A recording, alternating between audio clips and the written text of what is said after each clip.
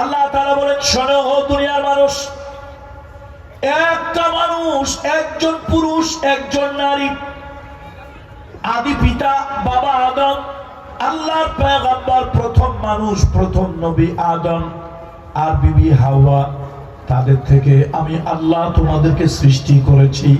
কাউকে বানিয়েছি কালো, কাউকে বানিয়েছি ফর্সা, কাউকে বানিয়েছি লম্বা, কাউকে বানিয়েছি কিছুটা বেটে, কাউকে বানিয়েছি স্থূল, আবার কাউকে বানিয়েছি হালকা। আমি আল্লাহ তাআলা বিভিন্ন বংশে, বিভিন্ন গোত্রের সম্প্রদায় তোমাদেরকে বিভক্ত করেছি, মানুষে মানুষে পার্থক্য করার জন্য নয়, লিতাআরাফু, তোমরা একে অপরের সুন্দর পরিচয় যেন তুলে ধরতে পারো। তোমাদের ভিতরে আলা ফি কালামিহিম মাজিদ ওয়াল ফুরকানিল হামিদ।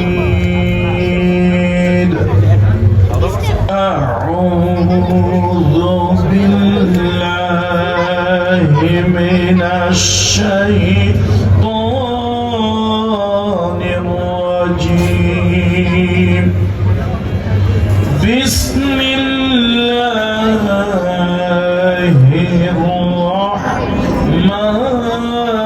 রাহমানির রাহিম। ইয়া আইয়ুহান নাসু ইন্না খলাকনাকুম মিন যাকারিন ওয়া উনসা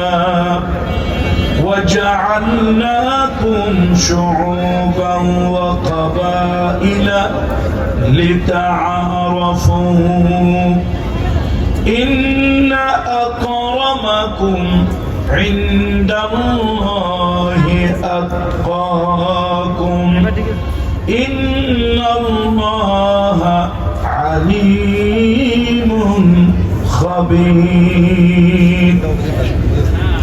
وقال الله تعالى في آيات أخرى قل إن صلاتي ونسكي ومحياي ومماتي لله رب العالمين. آمنت بالله إن الله وملائكته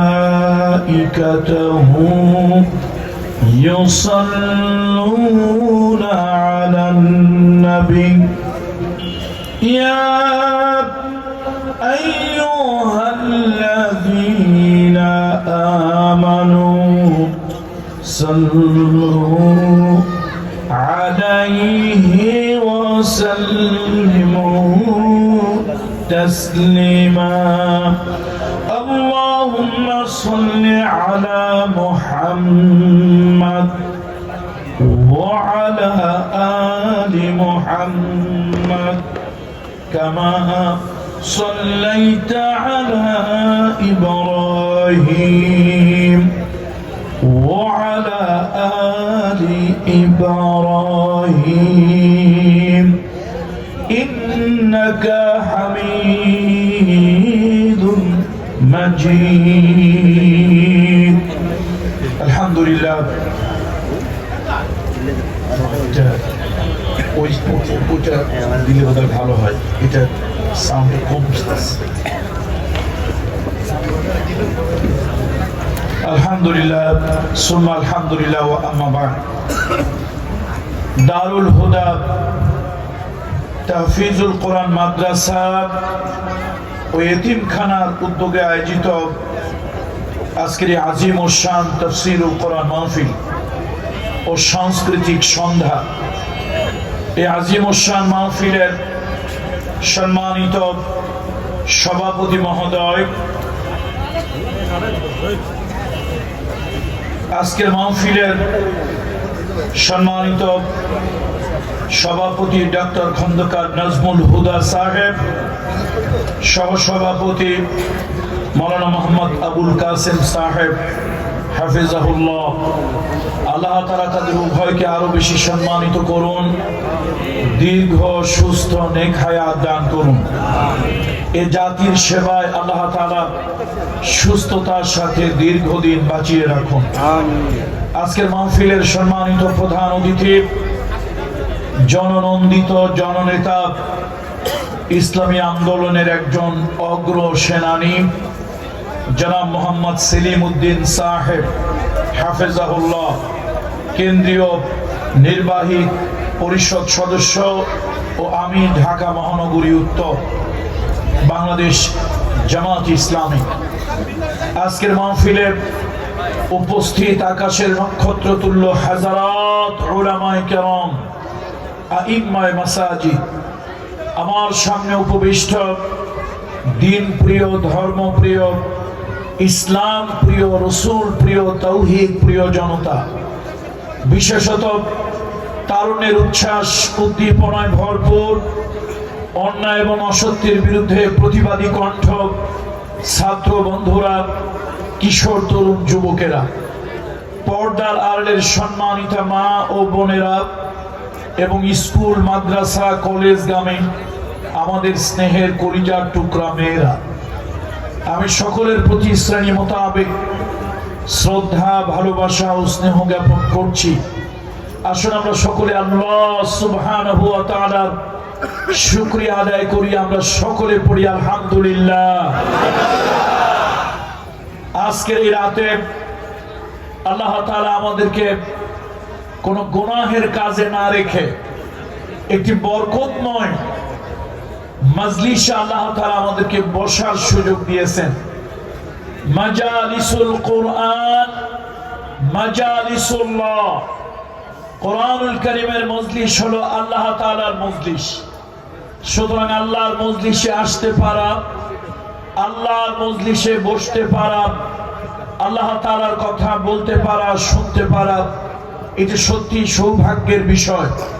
আল্লাহ তাআলা কোরআনুল কারীমের মতো জীবন্ত মুজিজা, কোরআনুল কারীমের শ্রেষ্ঠ মুজিজা মুহাম্মদ রাসূলুল্লাহ সাল্লাল্লাহু আলাইহি ওয়াসাল্লামের জীবনের শ্রেষ্ঠ মুজিজা কোরআনের মাহফিলে আল্লাহ তাআলা আপনি দয়া করে আমাদেরকে এনেছেন, আমাদেরকে বসার সুযোগ দিয়েছেন। হয়তো আলোচনা করা অথবা আলোচনা শোনার সৌভাগ্য দান করেছেন।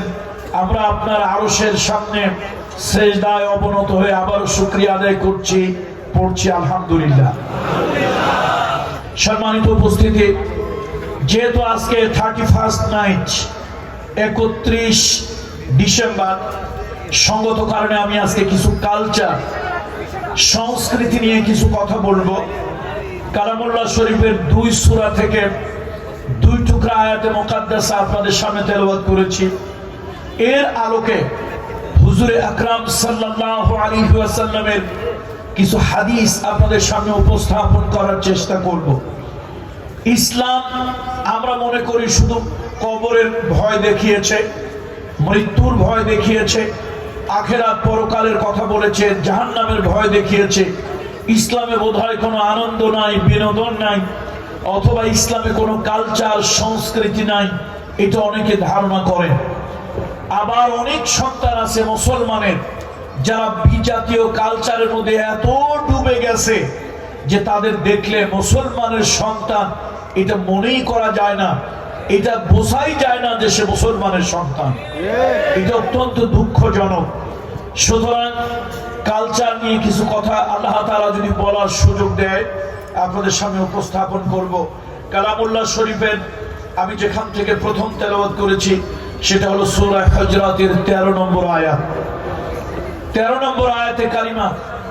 কোরআন শরীফের মধ্যে 114 সূরা, এই 114 সূরা 39 নম্বর 49 নম্বর সূরা, সূরাটার নাম হলো হুজরাত। হুজরাত, the inner apartment, the chamber, কক্ষ, রুম সমূহ। এই সূরা মানব জীবনের সামাজিক অনেক বিধিবিধান আল্লাহ তাআলা এর মধ্যে বর্ণনা করেছেন। আলহামদুলিল্লাহ। মাইকের ভাই যিনি আছেন, মাইক সাউন্ড যিনি নিয়ন্ত্রণ করছেন, আল্লাহর রাস্তায় ইকো বন্ধ করে দেবেন। ভিতরের সাউন্ডটা যেন আমার কানে আসে, ভিতরের সাউন্ডটা জোরে করে দিবেন। বাইরে সাউন্ড হোক বা না হোক, যেটা দিয়ে আলাদা এক্সট্রা একটা মাউথ আছে, দরকার হলে ওটাকে ডিসকানেক্ট করে দেবেন। ইকো দরকার নেই। আমরা যেহেতু সঙ্গীত যারা গায় তাদের ইকো প্রয়োজন আছে। আমি এখন কালামুল্লাহ শরীফের কথা বলবো, সুতরাং আমার ইকো না হলেও চলবে। শাউটিং করে কথা বলা যাবে না, ভিতরে আওয়াজ হতে হবে। মানব জীবনের সামাজিক বিধিবিধান আল্লাহ তাআলা সব থেকে বেশি যেই সূরার মধ্যে দিয়েছেন, ওই সূরাটার নাম হলো হুজুরাত। আলহামদুলিল্লাহ বলেন। Man is social animal. মানুষ হলো সামাজিক প্রাণী। আল্লাহ তাআলা শরীয়তের বিধান দিয়েছেন, আল্লাহ তাআলা আইন ও কানুন দিয়েছেন, আল্লাহ তাআলা পরকালীন জীবনে মুক্তি পাওয়ার জন্য বিধান দিয়েছেন, আল্লাহ তাআলা ফৌজদারি দণ্ডবিধি দিয়েছেন, হুকুম আহকাম গুলো দিয়েছেন। আবার সামাজিক অনেক রীতিনীতি পদ্ধতি আল্লাহ তাআলা কালামুল্লাহ শরীফের সূরাতুল হুজুরাতের ভিতরে দিয়েছেন। ইয়া আইয়ুহান নাস, ওহে মানব সম্প্রদায়, ইন্না খালাকনাকুম মিন যাকারিন ওয়া উনসা, আমি আল্লাহ তাআলা তোমাদেরকে নারী এবং পুরুষ থেকে সৃষ্টি করেছি, অর্থাৎ এক নারী এক পুরুষ। তার থেকে এখানে আল্লাহ তাআলা আমাদের মানব জাতির পিতা আদম আলাইহিস সালাতু ওয়াস সালাম, আল্লাহ তাআলা তার দিকে ইঙ্গিত করেছেন। মা হাওয়া আলাইহিস সালাম, আমাদের আদি মাতা, তার দিকে আল্লাহ তাআলা ইশারা করেছেন। ওয়াজআলনাকুম শুউবা ওয়া ক্বাবাইলা লিতাআরাফু, আমি আল্লাহ তাআলা তোমাদেরকে বিভিন্ন গোত্রে, বিভিন্ন সম্প্রদায়ে বিভক্ত করেছি, লিতাআরাফু, যাতে তোমরা একে অপরকে পরিচয় দিতে পারো। আমার নাম সাঈদ, এরকম হাজার সাঈদ আছে। এখন কোন সাঈদ? সে আনসারি সাঈদ, সে কি পাটোয়ারি সাঈদ, সে কি ভুইয়া সাঈদ, সে কি ডাক্তার সাঈদ, সে কি ইঞ্জিনিয়ার সাঈদ? কোন সাঈদ? এটাকে ক্লাসিফাই করার জন্য, ক্লাসিফিকেশনের জন্য, আলাদা আলাদা করার জন্য, বোঝার জন্য, তার আইডেন্টি, তার পরিচয়টাকে আরো সুন্দর করে তুলে ধরার জন্য আল্লাহ তাআলা পৃথিবীর মানব সম্প্রদায়কে বিভিন্ন গোত্রে, সম্প্রদায়ে, বিভিন্ন বর্ণে আল্লাহ তাআলা বিভক্ত করেছেন। এটা মানুষকে ছোট করার জন্য নয়, মানুষে মানুষের ডিসপ্যারিটি, মানুষে মানুষের বৈষম্য, কেউ হবে আপনার সম্মানী আর কেউ হবে অপমানিত, কেউ হবে অপদস্থ লাঞ্ছিত আর কেউ হবে সম্মানিত। এইরকম কোন বিভেদ করার জন্য আল্লাহ তাআলা এটা করেননি। মানব সম্প্রদায় তার আইডেন্টিটি, তার পরিচয় সুন্দর করে যেন তুলে ধরতে পারেন, এই জন্যই আল্লাহ তাআলা বিভিন্ন গোত্রে, বিভিন্ন দলে, বিভিন্ন দেশে, বিভিন্ন সম্প্রদায়ে, বিভিন্ন কৃষ্টি কালচারে আল্লাহ তাআলা মানুষকে বিভক্ত করেছেন। ইন্না আকরামাকুম ইনদাল্লাহি আতকাকুম, নিশ্চয় তোমাদের মধ্যে ওই ব্যক্তি হলো সম্মানী যার ভিতরে তাকওয়া আছে, যার ভিতরে তাকওয়া আছে সে হলো সম্মানী। এখন তাকওয়া কি? মা মানা তাকওয়া, আমরা সাধারণভাবে বলে থাকি তাকওয়া মানে আল্লাহর ভয়, কিন্তু না। রাসূলুল্লাহ সাল্লাল্লাহু আলাইহি ওয়াসাল্লামের জামাতা আল্লাহ রাসূলের চাচাতো ভাই ছিলেন, পরবর্তীতে রাসূলুল্লাহর পালক পুত্র, এরপরে হলেন রাসূলুল্লাহর জামাতা ইসলামের চতুর্থ খলিফা সাইয়্যিদুনা আলী রাদিয়াল্লাহু তাআলা আনহু। তার কাছে প্রশ্ন করা হলো, আলী হাল আনতা তা'লাম মা তাকওয়া, তাকওয়া কাকে বলে আপনি কি জানেন? সাইয়্যিদুনা আলী চারটা জিনিসের নাম বললেন তাকওয়া। التقوى هي خوف من الجليل والعمل بالتنزيل والقناعة بالقليل والاستعداد ليوم الرحيل। আল্লাহ তাআলা বলেন, শোনো ও দুনিয়ার মানুষ, একটা মানুষ, একজন পুরুষ, একজন নারী, আদি পিতা বাবা আদম, আল্লাহর পয়গম্বর, প্রথম মানুষ, প্রথম নবী আদম আর বিবি হাওয়া, তাদের থেকে আমি আল্লাহ তোমাদেরকে সৃষ্টি করেছি। কাউকে বানিয়েছি কালো, কাউকে বানিয়েছি ফর্সা, কাউকে বানিয়েছি লম্বা, কাউকে বানিয়েছি কিছুটা বেটে, কাউকে বানিয়েছি স্থূল, আবার কাউকে বানিয়েছি হালকা। আমি আল্লাহ তাআলা বিভিন্ন বংশের বিভিন্ন গোত্রের সম্প্রদায় তোমাদেরকে বিভক্ত করেছি মানুষে মানুষে পার্থক্য করার জন্য নয়, লিতাআরাফু, তোমরা একে অপরের সুন্দর পরিচয় যেন তুলে ধরতে পারো। তোমাদের ভিতরে ওই ব্যক্তি হবে সম্মানী, তোমাদের ভিতরে ওই ব্যক্তি হবে মর্যাদা যার চারটা গুণ যার ভিতরে আছে। প্রথম হলো মহামহিম আল্লাহ তাআলার ভয়, আল্লাহ তাআলার ভয়। যার মধ্যে আল্লাহর ভয় আছে, যার আমল হয় আল্লাহ যা অবতীর্ণ করেছেন সেই অনুযায়ী, আর যার জীবনের লোভ কম, যার জীবনে লোভ কম, যে লোভ সম্বরণ করতে পারে। আর এই পৃথিবী হলো ক্ষণস্থায়ী নিবাস, এই পৃথিবী ছেড়ে একদিন চলে যেতে হবে। যাওয়ার জন্য, মৃত্যুর জন্য, পরকালে সফর করার জন্য সদা সর্বদা যে প্রস্তুত থাকে, এই লোকটা হলো মানুষের মধ্যে সম্মানী। মানুষের ভিতরে ওই ব্যক্তি সম্মানী যার চারটা গুণ আছে। কয়টা গুণ আছে বলেন? চারখানা গুণ যার ভিতরে আছে। কে মন্ত্রী, কে এমপি, কে মিনিস্টার, কে নেতা, কে অনুসারী, এগুলি আল্লাহর কাছে মোটেই, আল্লাহর কাছে এগুলো মানুষের সম্মানের, ইজ্জতের, মর্যাদা, এগুলো কোনো মাপকাঠি নয়। ইন্না আকরামাকুম ইনদাল্লাহি আতকাকুম, তোমাদের ভিতরে ওই ব্যক্তি হলো আল্লাহর কাছে সম্মানিত যার ভিতরে তাকওয়া আছে। আর সাইয়্যিদুনা আলীকে জিজ্ঞেস করা হয়েছিল, সাইয়্যিদুনা আলী আপনি বলুন তাকওয়া কাকে বলে? তিনি বলেছিলেন চার জিনিস যার ভিতরে আছে তিনি হলেন মুত্তাকি, তার মধ্যে তাকওয়া আছে। কয় জিনিস? প্রথম হলো মহামহিম আল্লাহকে সে ভয় করবে। পুলিশের ভয় না, ডান্ডার ভয় না, জেলের ভয় না, দুদকের ভয় না। তার কারণ দুদক দিয়ে মানুষের চরিত্র পাল্টাবেন। আরে দুদকের নিজেরই তো অনেক কর্মকর্তা আছে যাদের নিজেদেরই চরিত্র ঠিক নাই। একবার জাতীয় পত্রিকায় দেখলাম দুর্নীতির দায়ে দুদকের ঊর্ধ্বতন কর্মকর্তা বহিষ্কৃত। তার মানে সর্ষে আনছিল ভূত ছাড়ানোর জন্য, সর্ষের মধ্যেই ভূত। তাহলে বোঝা গেল দুদক দিয়ে মানুষের চরিত্র ভালো হয় না। ভাইরা, পুলিশ দিয়ে যদি মানুষের চরিত্র ভালো হইতো তাহলে হারুন আঙ্কেলের জন্ম পৃথিবীতে হইতো। হারুন আঙ্কেল, তাই না? আরে বাবা, আঙ্কেলের কি ভয়! কিন্তু আঙ্কেল মানুষকে ভয় দিয়া পয়সা ইনকাম করছে, কিন্তু মানুষকে চরিত্রবান বানাতে পারে নাই। বন্ধুরা আমার, এই জন্য আসুন, পুলিশ দিয়ে মানুষের চরিত্র ভালো হয় না, আর্মি দিয়ে মানুষের চরিত্র ভালো করা যায় না, জেল দিয়ে মানুষের চরিত্র ভালো করা যায় না। পৃথিবীতে এক্সেপশনাল কেস, ব্যতিক্রম ধর্মী দুই একজন লোক, লাখের মধ্যে দুই একজন লোক হয়তো জেল খেটে ভালো হয়েছে। অধিকাংশ লোক জেল খেটে চারিত্রিক কোনো পরিবর্তন হয় নাই, বরং নরমাল আসামি। শেষরা চোর জেলে গেছে, বড় ভাইরা জিজ্ঞেস করছে কিরে জেলে আসলি কেন? কয় ভাই একটু ছিনতাই করতে গিয়েছিলাম, ধরা পড়ছি। লাগাইছে এক থাপ্পড়। গাধা! ছিনতাই করতে গিয়ে মানুষ ধরা পড়ে, চুরি করতে গিয়ে ধরা পড়ে কেন? কয় যে সাথে কিছু মেশিন টেশিন ছিল না। কয় বড় ভাই তা তো বুঝি নাই। এরপরে যদি চুরি টুরি করতে যাস খালি হাতে যাবি না, এটা মহাপাপ, সাথে কিছু নিয়ে যাবি। মাশাআল্লাহ 6 মাস জেল কেটে বের হয়েছে, এখন ভালো হয়ে গেছে। এখন চুরি করতে যায় খালি হাতে যায় না, হয় বড় একটা রাম দাও অথবা একটা পিস্তল নিয়ে যায়। এরপরে কয়দিন পরে ধরা পড়ছে।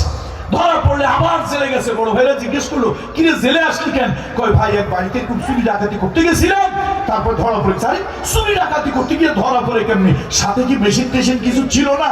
ছিল বড় ভাই, কিন্তু চালাই নাই। আরে বেটা, 2 সেটটা কাবু করে ফেলবি, ভয় কিসে? তাহলে শেষরা চোর জেলে গিয়া পাকা চোর ডাকাত হয়, ডাকাত জেলে গিয়া খুনি হয়। ভালো হয় এরকম নজির কম। দেখেন ওই যে জল্লাদ কে যেন বের হয়েছিল কতগুলা খুন করে, কে বের হয়েছিল? শাহজাহান। আমার একটা ধারণা ছিল, আমার ব্যক্তিগত, this is my personal opinion, সত্যি কোরআন সামনে নিয়ে আমি বলতেছি, আল্লাহর কোরআন সামনে নিয়ে বলতেছি, আমার একটা ধারণা ছিল বোধহয় লোকটার জীবনটা পরিশুদ্ধ হয়ে গেছে, জেল খেটে এতদিন পর বের হইলো। ও আল্লাহ, গিয়ে দেখি সে বুড়ো বয়সে আবার সে নানান ধরনের অপকর্ম শুরু করেছে। আসলে পাপী চরিত্র সহজে কখনো ভালো। এই জন্য রাসূলুল্লাহ বলেছেন পাহাড় টলেছে এটা বিশ্বাস করিও, কিন্তু মানুষের চরিত্র হঠাৎ পরিবর্তন হয়েছে এটা বিশ্বাস করিও না। তাহলে বোঝা গেল জেল দিয়ে মানুষের চরিত্র ভালো হয় না। মানুষের চরিত্র ভালো করতে হলে আল্লাহর ভয়, আল্লাহর ভয়, এটা হলো তাকওয়ার প্রথম স্তর, আল্লাহর ভয়। আল্লাহ নবী, বিশ্ব নবী, মানবতার বন্ধু মুহাম্মদুর রাসূলুল্লাহ সাল্লাল্লাহু আলাইহি ওয়াসাল্লাম একটা সমাজ পাল্টায় দিলেন, একটা জাতি পাল্টায় দিলেন, একটা সমাজ নবীজি পরিবর্তন করে দিলেন। কি দিয়ে দিলেন? আল্লাহর ভয় মানুষের জেহেনের ভিতরে ঢুকায় দিয়েছিলেন, মানুষের কলবের ভিতরে আল্লাহর ভয় ঢুকায় দিয়েছিলেন। আল্লাহর ভয় যদি কোনো মানুষের জেহেনের ভিতরে ঢুকে যায়, আল্লাহর ভয় যদি কোনো মানুষের কলবের ভিতরে ঢুকে যায়, গভীর রাত্রে যদি এক বস্তা টাকা পায়, ওই লোকটা কেউ দেখে না, কেউ জানে না, কিন্তু লোকটা টাকাটা ধরবে না। এই জন্য ধরবে না, কেউ দেখে না।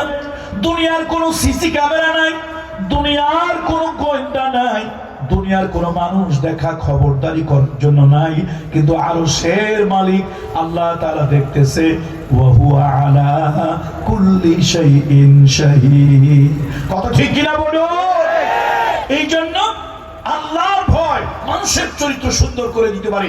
তাকওয়ার প্রথম সিঁড়ি এইটা, তাকওয়ার প্রথম সিঁড়ি খাউফুম মিনাল জালিল। এরপরে দ্বিতীয় সিঁড়ি হলো ওয়া আমালু বিতানজিল। মহামহিম আল্লাহ তাআলা যা অবতীর্ণ করেছে সেই অনুযায়ী আমল হবে, মন গড়া আমল নয়। বাবা হুজুর কি বলেছেন, দাদা হুজুর কি বলেছেন, আমি হুজুর কি বলেছি, অমুক হুজুর কি বলেছেন, না। আমল করবে, সে আমলের পিছনে আল্লাহর কোরআন, রাসূলের সুন্নাহ, আল্লাহর কোরআন, রাসূলের হাদিস, আল্লাহর হুকুম, রাসূলের তরিকা, এগুলি আছে কিনা দেখতে হবে। হ্যাঁ, যদি আল্লাহর হুকুম, রাসূলের তরিকা থাকে, সাহাবী আজমাইন আল্লাহ তাআলা তাদের প্রতি রহম করুন, আল্লাহ তাদের সম্মান বৃদ্ধি করুন, তাদের তরিকা যদি থাকে সেটাও আমরা গ্রহণ করব। কিন্তু মন গড়া কোন আমল করে মুত্তাকি হওয়া যাবে না। তৃতীয় হলো তাকওয়ার তৃতীয় স্তর হলো ওয়াল কিনাআতু বিল কালিল। লোভকে সম্বরণ করতে হবে, লোভ কমাতে হবে। এই দুনিয়ায় যার লোভ বেশি তার পাপ হয় বেশি। এই জন্য কবি বলেছিলেন, এ দুনিয়ায় হায় সেই বেশি চায়, আসে যার ভুরি ভুরি, রাজার হস্ত করে সমস্ত, কাঙ্গালের ধন চুরি। কথা ঠিক কিনা বলেন? গরিব মানুষ আরো গরিব হয়, আর সালমান এফ রহমানেরা সোরের নৌকায় সাধুর নিশান টানাইয়া হাজার হাজার কোটি টাকা ব্যাংক থেকে লোপাট করে দেয়। দেখছেন কত বড় বাটপার, ওরে বাটপার, কত বড় বাটপার। নবীজির কি সুন্দর সুন্নাত তার মুখে ছিল, কি সুন্দর সুন্নাতটা মুখে ছিল না? আমি মনে করছি তার এটা আদর্শিক দাড়ি, কিন্তু এই যে সোরের নৌকায় সাধুর নিশান তা বুঝেনি। আমি মনে করছি দাড়িটা কিসের দাড়ি? আদর্শিক দাড়ি। যদি তার আদর্শিক দাড়ি হতো, ফাঁসির রশি গলায় লাগাইলো, সে দাড়ি কাটতে রাজি হইতো না। কিন্তু সামান্য একটু পুলিশের ভয়ে, সামান্য ধরা খাওয়ার ভয়ে পাগলায় দাড়ি কেটে নৌকায় উঠছে, কিন্তু সে নৌকা তাকে রেহাই দিতে পারে নাই। দেখছেন এই জাতীয় হিপোক্রেসি, হিপোক্রেট, এই জাতীয় লুবি মানুষগুলি সাইনবোর্ড যাই লাগাক না কেন কাজ হবে না। তাহলে তাকওয়ার 3 নম্বরের স্তর কি বলছিলাম? লোভ, লোভ সম্বরণ করা। লোভ, পৃথিবীতে পাপ বেশি হয় লোভ থেকে, যাদের লোভ বেশি তাদের পাপ বেশি। সাইয়েদুনা আলী, আল্লাহু আকবার, দামি মানুষ দামি কথা, দামি মানুষ দামি কথা। সাইয়েদুনা আলী বলেছেন, শোনো, তাকওয়ার তৃতীয় স্তর, তৃতীয় সিঁড়ি হলো, তাকওয়ার তৃতীয় নাম্বার হলো তোমার লোভকে তুমি যত সম্বরণ করতে পারো, তুমি নির্লোভ যদি হতে পারো, একজন ভালো মানুষ হতে পারবে, আল্লাহর কাছে সম্মানী মানুষ হতে পারবে। আর যতই তুমি লোভে জড়িয়ে পড়বে, ততই তুমি পাপে জড়িয়ে পড়বে, ততই তুমি নানান ধরনের গুনাহের কাজে তুমি লিপ্ত হয়ে যাবে। লোভের কারণে মানুষ ব্যাংক ডাকাতি করে, লোভের কারণে প্রজেক্ট ডাকাতি করে, লোভের কারণে চুরি করে। এই যে আগের দিনে মানুষ চুরি করতো পেটের দায়ে, পেটের দায়ে, আর এখন চুরি করে অভাবের কারণে না স্বভাবের কারণে। এই যে হাজার হাজার কোটি টাকা যে চোরগুলি ধরা পড়ে, এক চোর বিদেশে বাড়ি বানাইছে 365 না কয়টা, উড়ি সর্বনাশ। এই চোরগুলি কি অভাবের কারণে চুরি করছে না স্বভাবের কারণে? তাহলে স্বভাবটা তার লোভ থেকে আসছে। কিসের থেকে আসছে? লোভ থেকে। সৈয়দুনা আলী 4 নম্বরে কথা বলেছেন। সৈয়দুনা আলী বলেন না রাদিয়াল্লাহু তাআলা আনহু 4 নম্বরে বলেছেন ওয়াল কিনাআতু বিল কালিল। শোনো শোনো, এই পৃথিবী তোমার চিরস্থায়ী নিবাস নয়। তুমি আমির হও ফকির হও, ধনী হও গরিব হও, কালো হও ফর্সা হও, এই পৃথিবী তোমার চিরস্থায়ী থাকার জায়গা নয়। মহামহিম আল্লাহ তাআলা তোমাকে যখন ডাক দিবে, যখন দেখ, সকালে দেখ, সন্ধ্যা দেখ, আজ দেখ, 10 বছর 50 বছর পরে দেখ, আল্লাহ যখন তোমাকে ডাক দিবে এই পৃথিবী ছেড়ে তোমাকে চলে যেতে হবে। এটার নাম মৃত্যু। মৃত্যু হচ্ছে মানুষের জীবনের ইউনিভার্সাল ট্রুথ, চিরন্তন সত্য। সুতরাং মৃত্যুর জন্য নিজেকে সদা সর্বদা আল্লাহর ডাকে সাড়া দেওয়ার জন্য যারা সদা সর্বদা প্রস্তুত থাকে, এটা হলো তাকওয়ার 4র্থ সিঁড়ি। অর্থাৎ এই মানুষগুলি আল্লাহর কাছে সম্মানী হয়। বলুন সুবহানাল্লাহ। তাহলে আমি বলছিলাম, কথা শুরু করেছিলাম,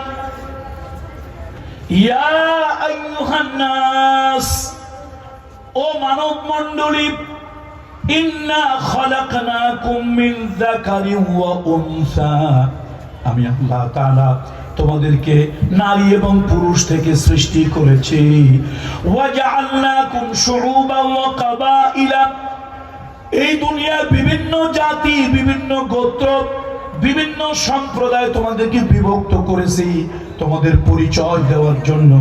ইন্না আকরামাকুম, নিশ্চয় তোমাদের ভিতরে সম্মানী হলো ওই লোকটা, ইনদাল্লাহি আতকাকুম, আল্লাহর কাছে যার তাকওয়া আছে। আল্লাহু আকবার। ইন্নাল্লাহা আলীমুন খাবীর, আর আল্লাহ সবকিছু জানেন, সবকিছুর খবর রাখেন। এবার সূরা আনআমের 162 নম্বর আয়াতে আল্লাহ তাআলা বলেন, হে নবী আপনি বলে দেন, কুল ইন্না সালাতি ওয়া নুসুকি ওয়া মাহইয়ায়া ওয়া মামাতি লিল্লাহি রাব্বিল আলামিন।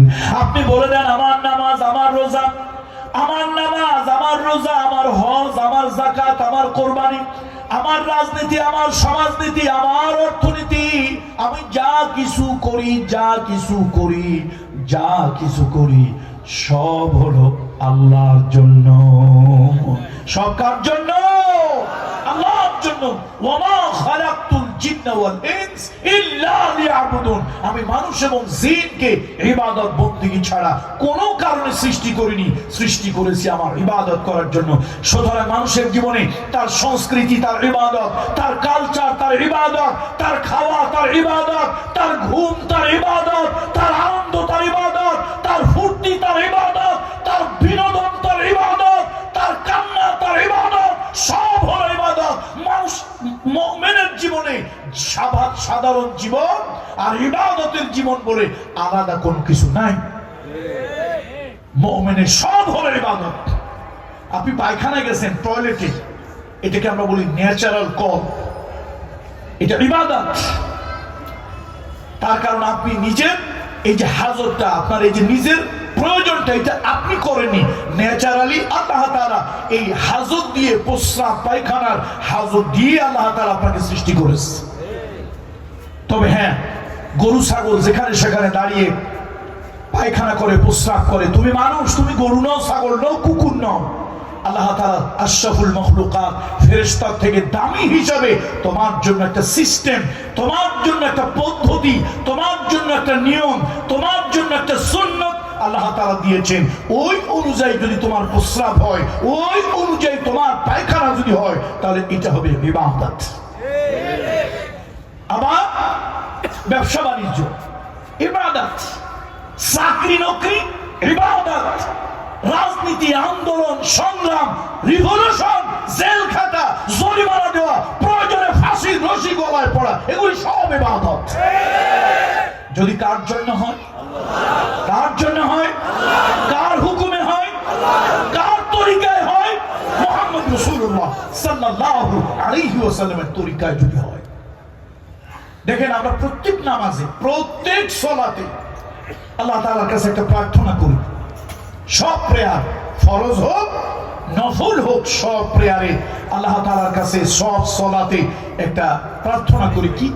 আমার সাথে পড়ে, ইহদিনাস সিরাতাল মুস্তাকিম, ইহদিনাস সিরাতাল মুস্তাকিম, সিরাতাল্লাযীনা আন'আমতা আলাইহিম গায়রিল মাগদুবি আলাইহিম ওয়ালাদ-দাল্লিন। আল্লাহর কাছে আমরা বললাম, আল্লাহ আমরা বেহেশতে যেতে চাই, আমরা জান্নাতে যেতে চাই, ওই জান্নাতের রাস্তাটা আমাদের জন্য বলে দেন। আল্লাহর কাছে বললাম, আল্লাহ তাআলা সূরা ইয়াসিনের ভিতরে জবাব দিয়ে দিল। আল্লাহ তাআলা সূরা ইয়াসিনের ভিতরে জবাব দিয়ে দিলেন, ও বান্দা তুমি মনে করছো আমি কানা, আমি খোড়া, আমি বয়রা, আমি কিছুই শুনি না? না, নাউযুবিল্লাহ, নাউযুবিল্লাহ, আমি আল্লাহ সব শুনি। তুমি আমার কাছে বারবার বারবার প্রার্থনা করো, ইহদিনাস সিরাতাল মুস্তাকিম, জান্নাতের রাস্তাটা আমাকে একটু দেখান। আল্লাহ কয় যাও, দেখাই দিলাম। ওয়া আনি'বুদুনি হাযা সিরাতুম মুস্তাকিম। পড়েন আমার সঙ্গে, সকলে আবেগ নিয়ে পড়েন, ওয়া আনি'বুদুনি হাযা সিরাতুম মুস্তাকিম। বান্দারে আমার ইবাদত করো, নেতার ইবাদত, নেত্রীর ইবাদত, পীরের ইবাদত, ফকিরের ইবাদত, বাজারের ইবাদত, মাজারের ইবাদত, দরগার ইবাদত, দুর্গার ইবাদত তোমার জন্য কোনো ইবাদত নয়। ওয়া আনি'বুদুনি, ওয়া আনি'বুদুনি, ওয়া আনি'বুদুনি হাযা সিরাতুম মুস্তাকিম। কেবল আমার গোলামি করো, এটাই জান্নাতে যাওয়ার রাস্তা।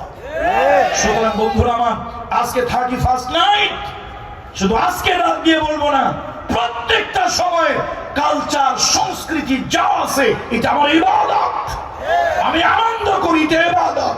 আমি গভীর রাত্রে কান্না করি, এটা আমার ইবাদত।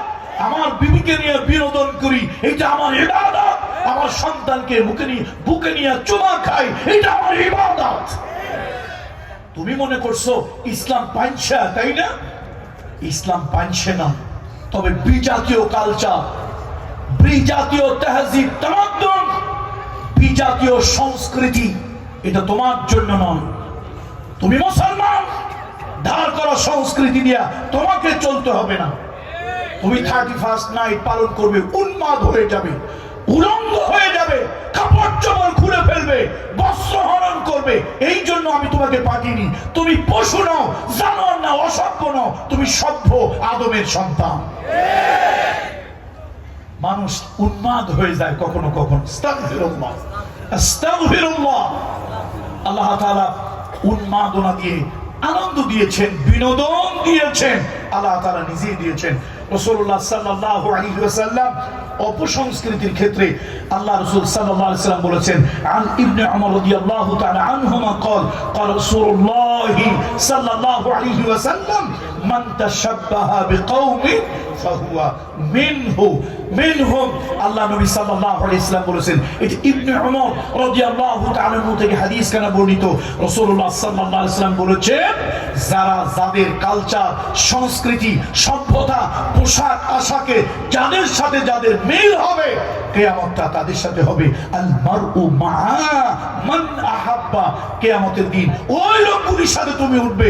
তোমার চুল যদি হয় যার মতো, কি আজীব ধরনের চুল কাটে, কি আজীব ধরনের পোশাক পরে, কি আজীব ধরনের অঙ্গভঙ্গি করে, কি আজীব ধরনের উন্মাদনা করে, এগুলি মুসলমানের কালচার হতে পারে না। সুতরাং আমি মুসলমান, গরম পানি আছে, আমি মুসলমান, আমার আলাদা একটা সংস্কৃতি আছে, আমার আলাদা একটা তাহজিব তামাদ্দুন আছে, আমার আলাদা একটা কালচার আছে। আমি সেই কালচারকে বাদ দিয়ে বিজাতীয় কালচার, অন্য জাতের কালচার, অন্য ধর্মের কালচার, অন্য সম্প্রদায়ের কালচার, অন্য গোষ্ঠী গোষ্ঠীর কালচার, এটা কখনো আমি মেনে নিতে পারি না, গ্রহণ করতে পারি না। যে জাতি তার নিজের সংস্কৃতি ভুলে যায়, যে জাতি তার নিজের কালচার ভুলে যায়, যে জাতি তার নিজের ঐতিহ্য ভুলে যায়, যে জাতি তার ইতিহাস ভুলে যায়, ওই জাতি যেন আত্মহত্যা করলো, এটা আত্মহত্যার শামিল।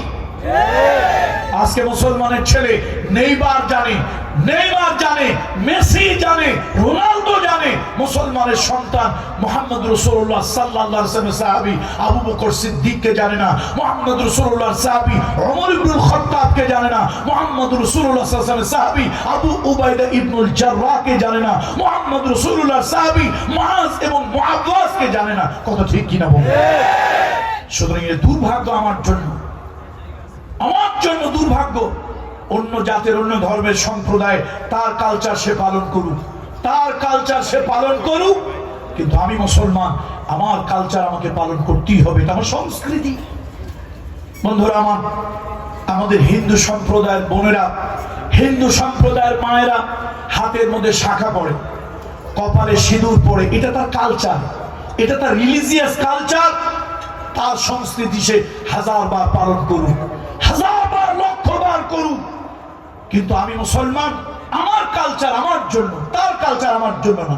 কথা ঠিক কিনা বলেন? অন্যের কালচার নিয়ে আমার কোনো কথা নাই। অন্য ধর্মের লোকদেরকে নিয়ে কথা বলা আমার নবী আমাকে দেয় নাই। লা ইকরাহা ফিদ্দিন, আমি কখনোই বলবো না তার আমার কালচার পালন করবে, তারা তারটা করুক, আমি আমারটা করি। আমার ধর্মের কৃষ্টি কালচার আছে, এটা আমার জন্য, অন্য ধর্মের লোকদেরটা আমার জন্য নয়, বরং আমি বলবো লাকুম দীনুকুম ওয়ালিয়া দীন।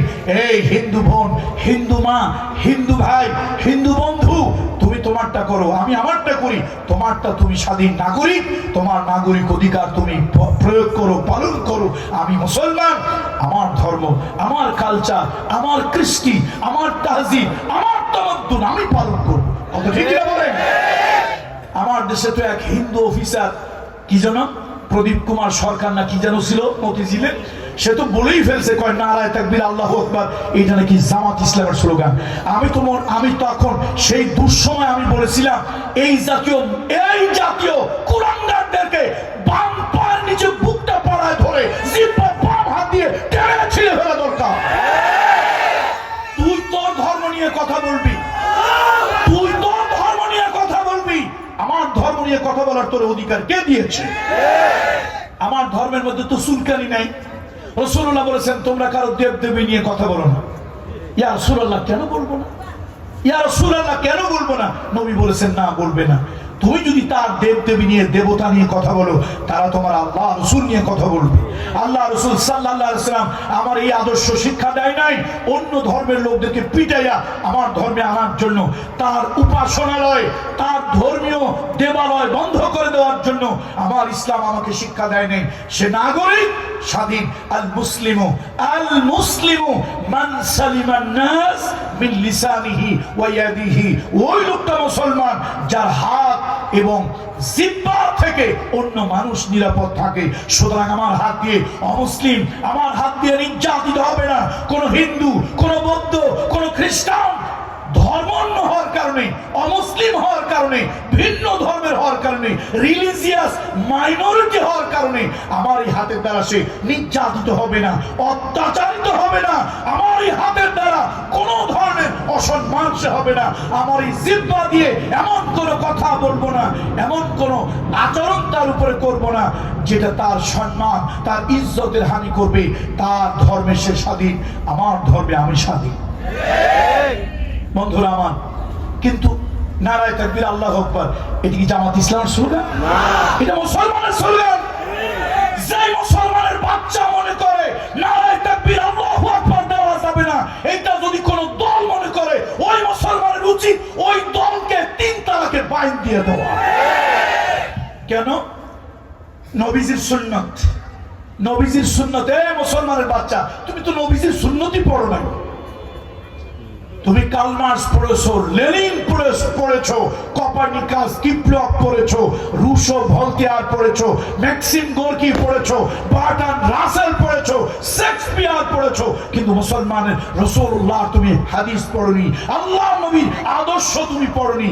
তুমি জানো না নবীজির আদর্শ হলো সন্তান যদি জন্ম হয়, ছেলে হোক মেয়ে হোক, একজন মুরব্বী বংশের বাড়ির কোন মুরব্বী কোন বুজুর্গের কোলে দাও, ডান কানে আজান দেখ, বাম কানে ইকামত দেখ, একটু খেজুর চিবিয়ে সামান্য একটু তাহনিয়া করে দেখ, এটা রাসূলুল্লাহর সুন্নাত।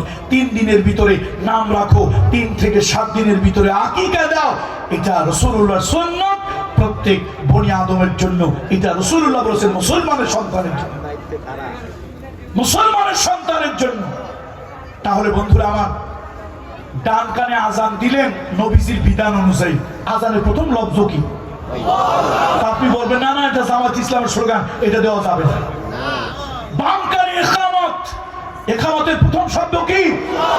আবার ইমাম যখন নামাজে দাঁড়ায় তাকবীরে তাহরিমা পড়ে নামাজের মধ্যে প্রবেশ করে, আল্লাহর ইবাদতের ভিতরে প্রবেশ করে, তার প্রথম লফজ কি? আল্লাহু আকবার।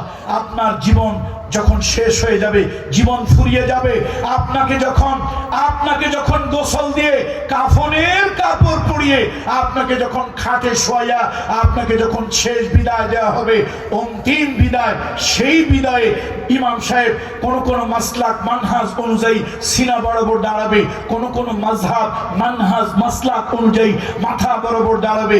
ইমাম সাহেব এবার জানাজার নামাজ, জানাজার সালাত, দোয়া পড়ে আপনাকে বিদায় দেবে। প্রথম লফজ কি?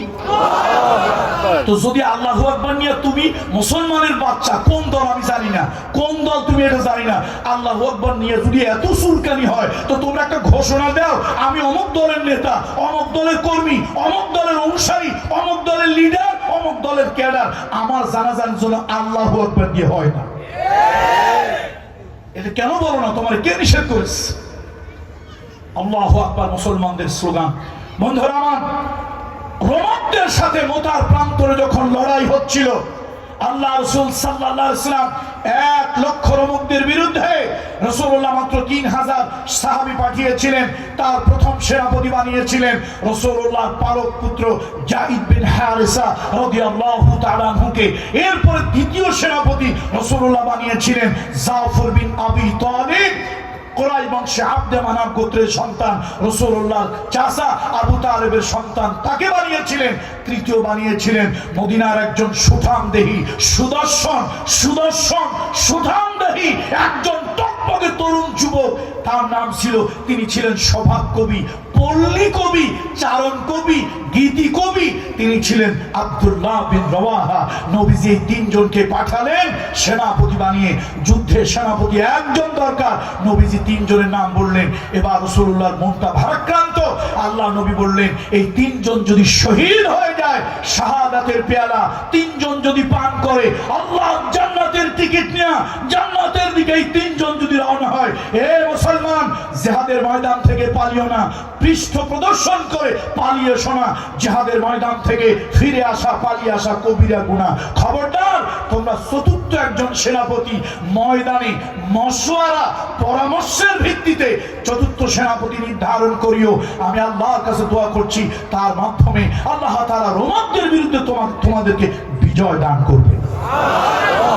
অনেক লম্বা ইতিহাস, আমি সেগুলো যাব না। কালচার, সংস্কৃতি নিয়ে কথা বলবো, যেহেতু প্রসঙ্গক্রমে আসছে তাই বলি। বন্ধুরা আমার, 3 জন সাহাবা শাহাদাত বরণ করেছিলেন। চতুর্থ সবাই মশওয়ারা করে খালিদ বিন ওলীদকে সেনাপতি বানালো। 3 জন শাহাদাত হওয়ার পরে কারে বানাইলো সবাই মিলে? রাসূলুল্লাহ নির্ধারিত করে দেয় নাই, স্পেসিফিক অমুক হবে চতুর্থ সেনাপতি। নবীজি কিন্তু এটা বলেন, বলছেন তোমরা নির্ধারণ করে নিও, তোমরা একজন মশওয়ারা করে একজনকে বানাই নিও, আমির বানাই নিও। সবাই মিলে আমির কাকে বানালো? খালিদ বিন ওলীদ রাদিয়াল্লাহু তাআলা আনহু। তিনি আজকে এসে যুদ্ধের কৌশল চেঞ্জ করে ফেললেন। তিনি বললেন, শোনো, শুধু অস্ত্র দিয়া আর সংখ্যা দিয়ে আমরা পারবো না, আমাদের থেকে আধুনিক অস্ত্র রোমকদের কাছে, তৎকালীন বিশ্বে অ্যাডভান্স টেকনোলজি, ওই সময়ের সায়েন্টিফিক টেকনোলজি রোমকদের কাছে বেশি ছিল। আর তৎকালীন সময় কালচারাল যা কিছু সাহিত্য সংস্কৃতি এগুলো ছিল পারস্যদের কাছে। সাহিত্যে পারস্যরা এগিয়ে ছিল, আর অ্যাডভান্স টেকনোলজিতে রোমকরা এগিয়ে ছিল। রাসূলুল্লাহ সাল্লাল্লাহু আলাইহি ওয়াসাল্লাম বলে দিয়েছিলেন, চতুর্থ সেনাপতি তোমরা নির্ধারণ করবে। খালিদ বিন ওলীদকে সবাই মশওয়ারা করে বানালো, খালিদ যুদ্ধে জয় পরাজয় যাই হোক, মরি বাঁচি, যদি মরে যাই শহীদ হয়ে যাব, যদি বাঁচি গাজী হব, তুমি আমাদের চতুর্থ আমির, চতুর্থ সেনাপতি। খালিদ বিন ওলীদ বলল, আমাকে যখন নির্ধারণ করলে তো আমি যুদ্ধের সিস্টেম কৌশল পাল্টাইলাম, অস্ত্র দিয়ে পারবো না। আর সংখ্যা তো এমনি আমাদের কম, 3000 সাহাবী, তার থেকে আবার শাহাদাত বরণ করেছেন অনেকেই। সুতরাং আমার কাছে মনে হয় কৌশল একটা আছে, অ্যাটম বোম মারতে হবে। কি মারতে হবে? অ্যাটম বোম মারতে হবে। শোনো, উপরে উঠবে আল্লাহু আকবার, নিচে নামবে আল্লাহু আকবার, সামনে এগিয়ে যাবে আল্লাহু আকবার, আল্লাহু আকবার, আল্লাহু আকবার, আল্লাহু আকবার ধ্বনি দাও, বাতিলের কলিজা কেঁপে যাবে, যুদ্ধে তোমাদের বিজয় চলে আসবে। এবং ঠিকই রোমকদের বিরুদ্ধে সেই যুদ্ধে মোতার প্রান্তরে গত অক্টোবরের 28 অক্টোবর আল্লাহ তাআলা আমি সেখানে গিয়েছিলাম, জর্ডানে। সেখানে গিয়ে আমি আবেগ আপ্লুত হয়ে গিয়েছি যখন আমি হযরত জাফর বিন আবি তালেব, যায়েদ বিন হারেসা রাদিয়াল্লাহু তাআলা কবরের কাছে দাঁড়িয়েছি। ওদের দেশে হলো মাকাম, আমরা বলি কবর। সেই মাকামের পাশে গিয়ে যখন দাঁড়িয়েছি, আল্লাহ আবেগপ্রবণ হয়ে গেছি। এর থেকে 1 কিলোমিটারের কম, আধা কিলোমিটারের বেশি যখন ওই যে সেই চারণ কবি, স্বভাব কবি, পল্লী কবি, যে মানে স্বভাব সুলভ, যা বলতো সব কবিতার মতো মিলে মিলে বলতো। দেখতে শুনতে মাশাআল্লাহ খুব সুদর্শন পুরুষ ছিল। নতুন বিবাহ করে বউকে ঘরে রেখে আল্লাহর হাবিবের হুকুমে নবীজির কথায় চলে গিয়েছিলেন সেই আব্দুল্লাহ বিন রওয়াহা। সেই আব্দুল্লাহ বিন রওয়াহা, আল্লাহ, আমি আবেগ আপ্লুত হয়েছি। আমার শরীরের প্রত্যেকটা লোম দাঁড়িয়ে গিয়েছে। কেন? আমি সালাম দিয়ে যখন চলে যাচ্ছিলাম, কেন যেন আমার হৃদয়টা ছুঁয়ে যাচ্ছিল। আমি আবার তার কবরের কাছে গেলাম, আবার সালাম দিলাম, আবার চলে আসতেছিলাম, হৃদয়টা আমার ছুঁয়ে গেল। হঠাৎ আমার চোখ পড়লো তার মাথার কাছে, কবিতা লেখা, আরবি কবিতা। তিনি শাহাদাত, একটু পরে শহীদ হয়ে যাবেন, একটু পরে শহীদ হয়ে যাবেন। আর তখন তিনি নির্ভয়ে মৃত্যুঞ্জয়ী, মৃত্যুকে যে জয় করেছে, সে কোনো ভয় নাই, চিন্তা নাই, উইদাউট এনি হেজিটেশন সে কবিতা পড়তেছে, শাহাদাতের কবিতা। আল্লাহু আকবার বলবেন না? আরে আমরা তো সেই জাতি, আমরা ভেড়া ছাগলের জাতি নই, আমরা সেই মধ্যে মুজাহিদ ইমানদারের জাতি। আর আমাদের স্লোগান ছিল কিসের বলুন? এটা কি জামাত ইসলামের স্লোগান? হেফাজত ইসলামের স্লোগান? সবার স্লোগান এটা। সুতরাং যে মুসলমান নিজেদেরকে দাবি করে যে মুসলমানের সন্তান, অথচ আল্লাহু আকবারের এই স্লোগান, এটা আমাদের কালচার, এটা আমাদের কৃষ্টি, এটা আমাদের তাহজিব, এটা আমাদের তামাদ্দুন। আমার হিন্দু মা সন্ধ্যাবেলায় তার ঠাকুর ঘরে, পূজার ঘরে হিন্দু মা উলুধ্বনি দেয়। আমি রাগ করি না, আমি ওখানে লাঠি মারি না, আমি ওখানে ঢিল ছুড়ি না। কেন? হিন্দু মা তার ধর্ম সে নির্বিঘ্নে পালন করুক, এটা তার কালচার, এটা তার সংস্কৃতি, এটা তার ধর্মের একটা অংশ। সে উলুধ্বনি দিচ্ছে, তো সে যদি উলুধ্বনি দেয় আমি ওটা বাধা দেই না। আমার নারায়ে তাকবীর আল্লাহু আকবার শুনলে তোমার এত চুলকানি কেন ওঠে? তোমার কি মলম লাগাইতে হবে? তোমার চুলকানি বন্ধ করতে হলে মলম লাগাইতে হবে। বন্ধুরা আমার, আমাদের কালচারের গুলো অংশ। ইসলাম নিরস নয়, তাই বলে আতশবাজি ফুটাইয়া এইটার নাম ইসলাম নয়। আমাদের দেশে 31st নাইট আসলে কিছু মুসলমানের ছেলেরা আতশবাজি ফুটায়, এর সাথে কি সম্পর্ক আছে? আর একটা দেখছি শবে বরাত, হাজার হাজার পটকা ফুটায়, এই পটকার সাথে শবে বরাতের কি সম্পর্ক? আমি এত চিন্তা গবেষণা করছি, মনে হয় যেন এক থিসিস হয়ে যেত এইটার উপরে চিন্তা গবেষণা করি, এত করেছি, আমি কোনো তালগোল পাকায় কোনো কিছু মিলাইতেই পারি নাই। শেষে দেখলাম এই বাংলাদেশের যত অপসংস্কৃতি সব আমদানি হয়েছে ইন্ডিয়া থেকে। তার কারণ ইন্ডিয়া, আমি একবার মাহফিলে গেছি, বাই দিস টাইম ভাগ্য চক্রে তখন শবে বরাত। তারপর দেখি আরে সর্বনাশ সমানে পটকা। আমি চিন্তা করলাম কোন হিন্দুদের পূজা, কয় না না হিন্দুদের না, মুসলমানদের উৎসব। কি উৎসব? শবে বরাত। আমি চিন্তা করলাম এই পটকার সাথে শবে বরাতের কি সম্পর্ক? এইটা কয় যে এটা তো আমাদের শত বৎসরের কালচার।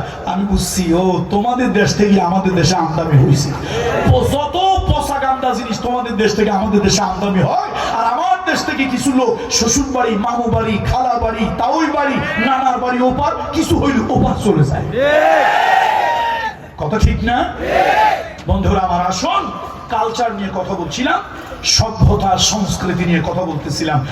হযরত ইবনে ওমর রাদিয়াল্লাহু তাআলা বলেছেন, যার তার কালচার গ্রহণ করা যাবে না, যার তার কালচার গ্রহণ করা যাবে না, যার তার সভ্যতার সাথে মিলানো যাবে না, যার তার সংস্কৃতির সাথে মিলানো যাবে না। ওদের সংস্কৃতি ওদের থাকবে, আমি মুসলমান, আমার সংস্কৃতি আলাদা। সারা দুনিয়া দেখে আমাকে স্যালিউট করবে, সম্মান করবে। আমার কৃষ্টি, আমার কালচার, আমার তাহজিব, আমার তামাদ্দুন কারো সাথে মিলবে না।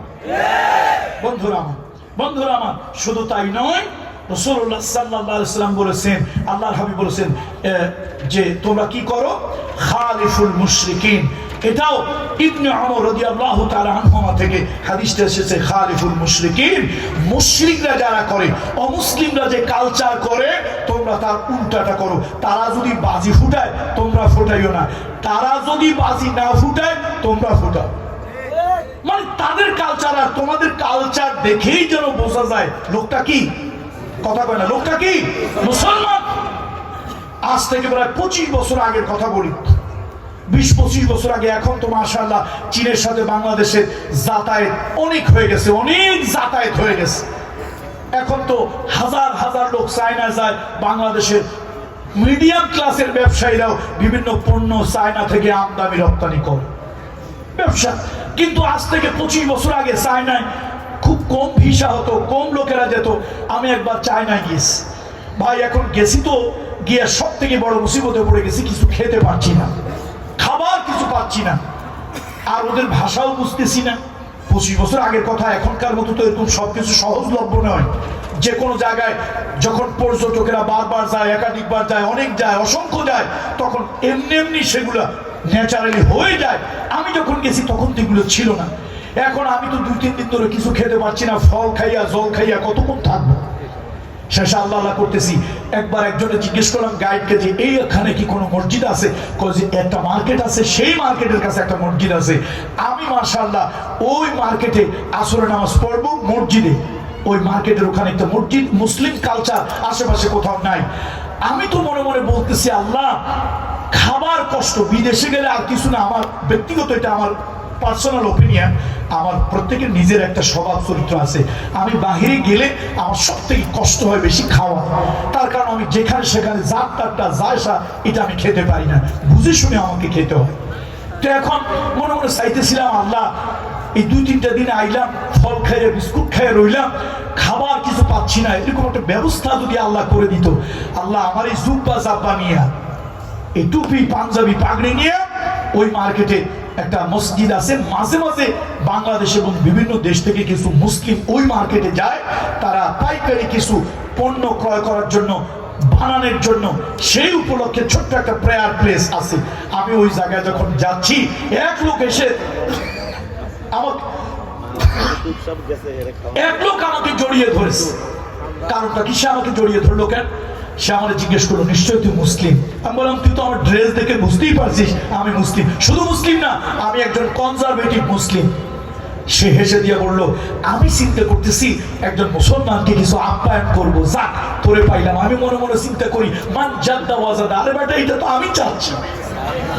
তোর পোলাও কোনা খাওয়া লাগবে না, তুই আমার ডাল দিয়ে অথবা আলু ভর্তা দিয়ে সাইডে ভাত খাওয়া, তাও আমার 3 দিন। বাঙালি ভাতের নারী, আমার কলজাটা একটু শুকনা কলজা একটু ভিজুক। তাহলে এই যে হাজার হাজার লোক আমার, তারা চিনেছে কি দেখে? এটা হচ্ছে, এই ড্রেসটা শুধু সুন্নতি ড্রেস না, এটা আমার কালচারাল ড্রেস, এটা আমার একটা সংস্কৃতির পোশাক। কোন সংস্কৃতি? এটা মুসলিম সংস্কৃতি। কত ঠিক না বলেন? এটা আমার মুসলিম মিল্লাতের সংস্কৃতি, আমার সংস্কৃতি। মেসির সংস্কৃতি মেসির সাথে থাকবে, রোনাল্ডোর মুসলমানের সংস্কৃতি রোনালদোর সাথে থাকবে, আমি মুসলমান মদিনাওয়ালার সাথে আমার সংস্কৃতি হবে। আমার সংস্কৃতি তো অন্যের মতো হতে পারেন। আপনারা মনে মনে ভাবছেন হুজুর আপনাকে তো আনন্দ ফুর্তির দরকার নাই। কি বলছে দরকার নাই? আপনি বউ নিয়ে কক্সবাজারে যান, নিজেরটা নিয়ে না আরেকজনেরটা নিয়ে না, নিজের বউ নিয়ে যায়, অসুবিধা নাই, এটা না জায়েজ না। বলেন রাসূলুল্লাহ থেকে বড় বুজুর্গকে একজন বলেন, একজন রাসূলুল্লাহ থেকে বড় বুজুর্গ আছে? আল্লাহর সৃষ্টি জগতে হাবিবে কিবরিয়া রহমাতুল লিল আলামিনের থেকে বড় বুজুর্গ পৃথিবীতে কেউ আছে? তাহলে আমার নবী যদি অভিযানে গেলে স্ত্রীদেরকে নিয়ে যেতে পারে, আপনি আমি কোন পিশাব হইলাম? আসমানের না জমিনের? ইন্ডিয়ান না বাংলাদেশের? কোন পিশাব যে আমি বউ নিয়ে যেতে পারি না? অবশ্য আমাদের কালচার নষ্ট হয়ে গেছে। মামুনুল হক সাহেবেরা দ্বিতীয় তৃতীয় চতুর্থ বউ নিয়ে রিসোর্টে গেলে কাবিননামা দেখাতে হয়। পরিমণিরা বিবাহের আগে পেটে বাচ্চা ঢুকাইলে ওইটা আর কাবিননামা দেখাইতে হয়। এ জাতি নষ্ট হয়েছে। এই জন্য লোকে, আমি বলি না, আবার আপনারা বলবেন আপনি নাকি পীর সাহেব, পীরজাদা, আবার পীর সাহেব, আপনি এরকম কথা বলেন। আমি বলি না, সমাজে কিছু লোকেরা বলে, কয় সমাজ নষ্ট করছে পরিমণি আর শিক্ষাকে ধ্বংস করছে নুরুল ইসলাম নাহিদ আর দীপুমণি। সুতরাং বন্ধুরা আমার, কালচার আমার মুসলমানেও আছে, কেন থাকবে না? আপনি বিবিকে নিয়ে ঘুরতে যান, বাচ্চাদেরকে নিয়ে ঘুরতে যান, সমুদ্রে যান, আপনি সমুদ্র সৈকত দেখেন, আপনি ঝর্ণা দেখেন, চঞ্চলা চপলা ঝর্ণা দেখেন, আপনি বন বাজারে ঘুরতে যান, গুনাহের কাজ না, বরং সব নিজের পরিবারের জন্য, নিজের সন্তানের জন্য যা খরচ করতেছেন, রাসূলুল্লাহ বলছেন এটা দানের খাতায় তোমার সওয়াব, এই টাকাগুলি খরচের সওয়াব উঠে যায়। শুধু তাই নয়, এবার একটা হাদিস বলি। আয়েশা সিদ্দিকা রাদিয়াল্লাহু তাআলা আনহা থেকে হাদিসখানা বর্ণিত। আয়েশা সিদ্দিকা রাদিয়াল্লাহু তাআলা আনহা থেকে, দাখালা আলাইয়া আবু বকর ওয়া ইনদি জারিয়াতান মিন জাওয়ারিল আনসার। আবু বকর সিদ্দিকের কন্যা আয়েশা সিদ্দিকা বলেন, দাখালা আলাইয়া আবু বকর সিদ্দিক আমাদের ঘরে প্রবেশ করলেন। আমাদের ঘরে আবু বকর সিদ্দিক আমাদের ঘরে ঢুকলেন। এমন সময় আমার প্রতিবেশী দুজন আনসারীদের মেয়ে, দুইটা মেয়ে আমার ঘরে গান গাইতেছিল, আমার ঘরে ধপ বাজাইয়া গান গাইতেছিল। আপনারা কি শুনতেছেন আমার কথা? হাদিসটা কে বর্ণনা করতেছে? আম্মা জান। বলেন আম্মা জান আয়েশা সিদ্দিকা রাদিয়াল্লাহু তাআলা আনহা হাদিস বর্ণনা করতেছে, দাখালা আলাইয়া আবু বকর সিদ্দিক রাদিয়াল্লাহু তাআলা। তার মানে তার বাপ ঢুকছে কার ঘরে? মেয়ের ঘরে বাবা ঢুকছে। এখন বাবা ঢুকে দেখে এই আনসারীর ছোট্ট আনসারী মানে মদিনাবাসী, যারা নবীজিকে সাহায্য করছে, এই মদিনাবাসীদের ছোট ছোট দুইটা প্রতিবেশী মেয়ে গান গাইতেছে। কোথায় গান গাইতেছে বলেন তো? আয়েশার ঘরে, মানে রাসূলুল্লাহর ঘরে। এখন নবীজি আবার চাদর মুড়ি দিয়ে শুয়ে আছে। আল্লাহ রাসূল কি অবস্থায় আছে? চাদর মুড়ি দিয়ে শোয়া। আবু বকর সিদ্দিক একটু দরবেশ মানুষ, বুজুর্গ মানুষ, তো তিনি কি করলেন? ফাকালা আবু বকরিন আবি মাজমুরিশ শাইতান ফি বাইতিন নবী সাল্লাল্লাহু আলাইহি ওয়াসাল্লাম। আবি মাজমুরিশ শাইতান ফি বাইতিন নবী সাল্লাল্লাহু আলাইহি ওয়াসাল্লাম। আহারে, শেষ পর্যন্ত নবীর ঘরে শয়তান ঢুকছে। কে বলতেছে? কথা কয় না, কে বলতেছে? আবু বকর সিদ্দিক নবীর ঘরে ঢুকে দেখে এই ছোট্ট দুটো বাচ্চা মেয়ে দপ বাজাইয়া গান গাইতেছে। এখন আবু বকর সিদ্দিক কিন্তু দরবেশ মানুষ না, বুজুর্গ মানুষ। ঈমানের আগেও তিনি কোনোদিন মিথ্যা কথা বলেন নাই, জোসুরি করেন নাই, প্রতারণা করেন নাই, 2 নম্বরই 6 নম্বরই করেন নাই, খাদ্যে ভেজাল দেন নাই, ওজনে কম দেন নাই। ইসলাম গ্রহণ করার আগেই তিনি একজন পরিচ্ছন্ন চরিত্রের মানুষ। এখন তিনি মেয়ের ঘরে ঢুকে দেখে ছোট্ট দুইটা মেয়ে, আনসারের দুইটা মেয়ে গান গাইতেছে নবীর ঘরে। নবীজি যে চাদর মুড়ি দিয়ে শুয়ে আছে তা কিন্তু তিনি টের পান নাই। এখন বাপ একটু রাগ হইয়া মায়ের উপরে কয়, আবি মাজমুরিশ শাইতান ফি বাইতিন নবী সাল্লাল্লাহু আলাইহি ওয়াসাল্লাম। আর নবীর ঘরে শেষ পর্যন্ত শয়তান ঢুকলো। আল্লাহু আকবার। নবীজি ছিলেন আল্লাহ নবী কি করলেন, চাদর থেকে মুখটারে উঠাইলেন। আল্লাহ নবী সাল্লাল্লাহু আলাইহি ওয়াসাল্লাম বলেন, ইয়া আবু বকর ইন্না লিকুল্লি কওমিন ঈদান ওয়া হাদা ঈদুনা। এই আবু বকর, কেন আপনি তো শয়তানের কথা বলতেছেন, শয়তানের কাজ বলতেছেন? প্রত্যেক কওমের কিছু আনন্দ থাকে, প্রত্যেক কওমের কিছু আনন্দ বিনোদন থাকে। হাদা ঈদুনা, এটা হলো আমাদের আনন্দ। শুধু তাই নয়, একবার বিবাহে, একবার নবীজি, এটা মিশকাতের হাদিস, একবার রাসূলুল্লাহ সাল্লাল্লাহু আলাইহি ওয়াসাল্লাম একটা বিবাহে গেছে। তো ছোট ছোট বাচ্চা, এটা বড় না, বড় না কিন্তু ছোট্ট মাসুম, ইনোসেন্ট নাবালক, সাবালক না, নাবালক বাচ্চারা, ছেলেমেয়েরা গান গাইতেছে, আনন্দ করতেছে। নবীজি এটা দেখার জন্য, উপভোগ করার জন্য গেছে। রাসূলুল্লাহ ওখানে গেছে।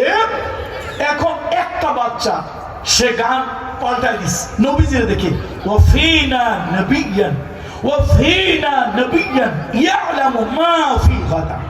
আরে আমাদের মধ্যে আছে একজন নবী, আগামীকাল কি হবে তা তিনি জানেন। রাসূলুল্লাহ কাছে ডাকলেন, ধমক দেন নাই, মারেন নাই, থাপ্পড় দেন নাই, চোখ রাঙানি দেন নাই। নবীজি স্নেহ করে এই ছোট্ট ইনোসেন্ট মাসুমকে কাছে ডাকলেন। নবীজি বললেন, এটা বলিও না, এটা ছাড়ো, আগে যেরকম আনন্দের গান গাইতেছিলা সেটাই গাও। তাহলে বোঝা গেল ইসলামের বৈধ সংস্কৃতি, বৈধ সংস্কৃতি জায়েজ না নাজায়েজ? ইসলাম কি একেবারে নিরস? একেবারে নিরস না, রসকস আছে। তবে ব্যান্ড পার্টির মতো কাপড় চোপড় খুলে উল্টা পাল্টা ঢাকা ভার্সিটিতে পড়ি। বন্ধুরা, আমি তো হুজুর মানুষ, মোল্লা মানুষ, পীরের ছেলে, পিশাব মানুষ। এখন বন্ধুরা আমার কয়, দোস্ত তুই তো মোল্লা মানুষ, কালকে কি আসবি? তা বললাম কেন? কয় যে কালকে আমাদের আর্টস ফ্যাকাল্টির সামনে ব্যান্ড হবে। আমি বললাম, ভাই জীবনভর ব্যান্ডের নাম শুনলাম, ব্যান্ড আবার কি? কত তুই এগুলো বুঝবি না। আমি ঢাকা ভার্সিটির বারান্দায় যখন পা দিছি কিছু তো বুঝতে পারি। পরের দিন আমার ফ্যাকাল্টিতে কাজ ছিল, আমি গেছি, তো আজকে তো ব্যান্ড। এখন ভাই, এর আগে আমি জীবনে কোনোদিন দেখি নাই।